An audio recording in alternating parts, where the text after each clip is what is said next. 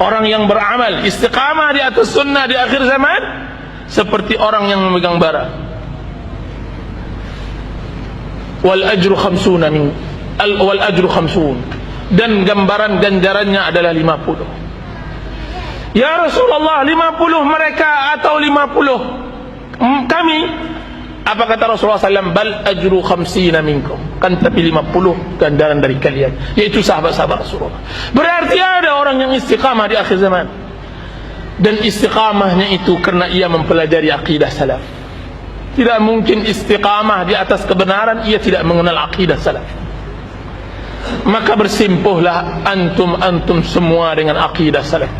Benar, ini dia adalah motor penggerak iman yang akan bisa berkata di hadapan Rasulullah sallallahu alaihi wasallam di perang Badar, ya Rasulullah, apakah engkau memaksudkan kami berbicara di hadapanmu? Apa kata Rasulullah SAW? Benar, berbicaralah kalian ya Rasulullah. Ketika Rasulullah SAW hendak mengajaknya untuk berperang, ya Rasulullah, ini sungai Laut Merah, sekiranya engkau perintahkan kami untuk menyelamainya, kami akan menyelaminya. Demi Allah ya Rasulullah, jika seandainya engkau perintahkan kami untuk berangkat ke Barkal Ghamad di Yaman, berjalan kaki, kami akan berangkat kepada. Dan itu tidak lain dan tidak bukan karena keutamaan akidah Ahlus Sunnah wal Jamaah. Masya Allah. Nah, jadi akidah dia adalah buhul yang membuhul hati. Jika seandainya ada di dalam antum selama ini mengaji belum membuhul itu, berarti belum kokoh akidah pada diri antum. Maka pertanyakan diri, apakah yang salah adalah kita, atau yang salah adalah cara memahami akidah? Karena akidahnya sudah benar.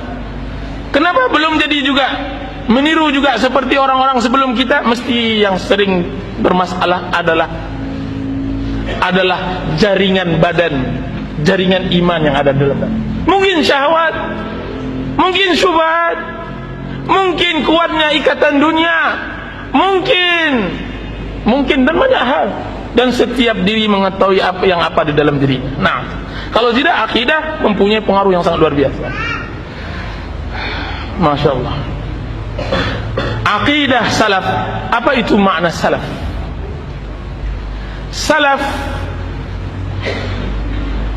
tidak lain dan tidak bukan secara bahasa adalah orang-orang yang terdahulu.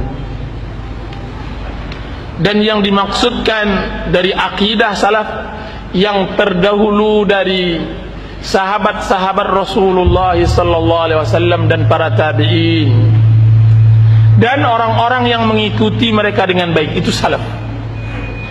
Yaitu orang-orang yang Allah telah sucikan mereka di dalam Al-Quran dan telah dipuji oleh Rasulullah sallallahu alaihi wasallam dalam sunnah.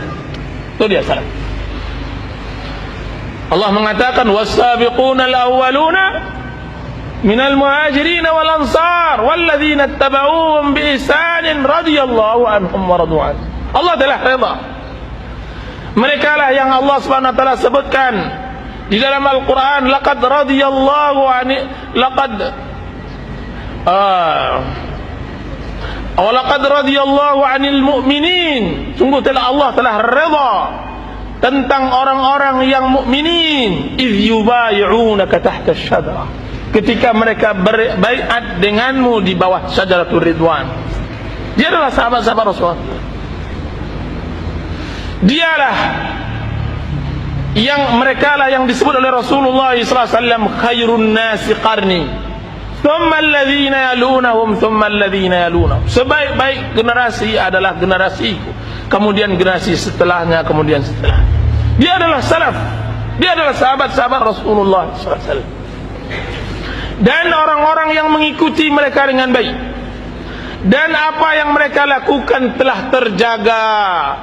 Perlu antum ketahui bahwa agama yang dijalankan oleh sahabat-sahabat Rasulullah SAW telah terjaga. Jika antum belum paham, maka bacalah karangan ulama-ulama semacam Al-Musannaf, karangan Abdul Razzaq Al-San'ani, Abdul Razzaq, atau karangan Musannaf, atau tulisan Musannaf karangan Ibn Abi Syaibah. Di sana dinukilkan ratusan ribu ucapan dan perbuatan sahabat-sahabat Rasulullah sallallahu alaihi wasallam. Di dalam semua hal, ucapan, perbuatan, di luar maupun di rumah, bersama keluarga maupun bersama jamaah, tanpa melalaikan sedikit pun. Ma farratna fil kitab min syai'. Kami tinggalkan sedikit pun di dalam kitab sedikit pun. Semuanya telah Allah terang. Jadi kalau seandainya kita berselisih di dalam agama, kembalikan kepada mereka, dan itu tidak mustahil. Dan orang-orang yang mengikuti mereka dengan baik, mereka adalah para tabi'it tabi'in. Tabi'it tabi'in. Abu Hanifah, Imam Malik, Imam Syafi'i, dan orang-orang yang mengikuti imam-imam ini seperti Imam Bukhari, Imam Muslim, Imam Nasai, Ibnu Majah, At-Tirmidzi, dan orang-orang setelah mereka seperti Abu Zur'a Ar-Razi, Abu Hatim Ar-Razi, Abdullah bin Mubarak, Sufyanus Tsauri, subhanallah alazim, banyak sekali. Dan orang-orang yang mengikuti mereka setelah mereka seperti Syekhul Islam Ibnu Taimiyah, Ibnu Qayyim, Ibnu Rajab, Al-Zahabi, Al-Mizzi, Al-Ibnu Katsir, yang karangan mereka sangat bisa dibaca. Dan orang-orang yang mengikuti mereka setelahnya Syekhul Islam Muhammad bin Abdul Wahab, Muhammad bin Ibrahim. Kemudian menyebar lagi dakwah ini sampai diambil oleh setiap daerah dan negeri, seperti Syekh Albani di Yordan, Syekh Muqbil di Yaman, Syekh Maghrabi di Maghrib,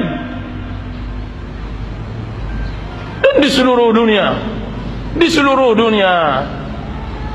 Berarti antum tidak sendirian, antum banyak, Masya Allah. Ahlus sunnah zahirah, nampak jelas.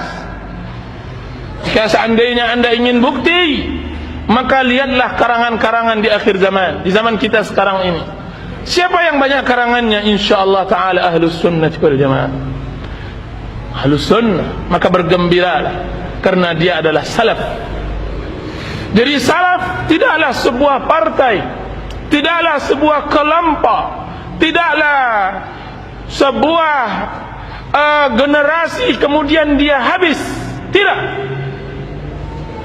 Akan tapi dia adalah sesuatu yang telah Allah takdirkan ada setiap zaman, liyuzhirahu 'ala ad-dini kullihi, untuk menampilkan agamanya atas agama yang lainnya, walau karihal musyriku, sekiranya sekalipun benci orang-orang yang benci, musyrik. Masya Allah.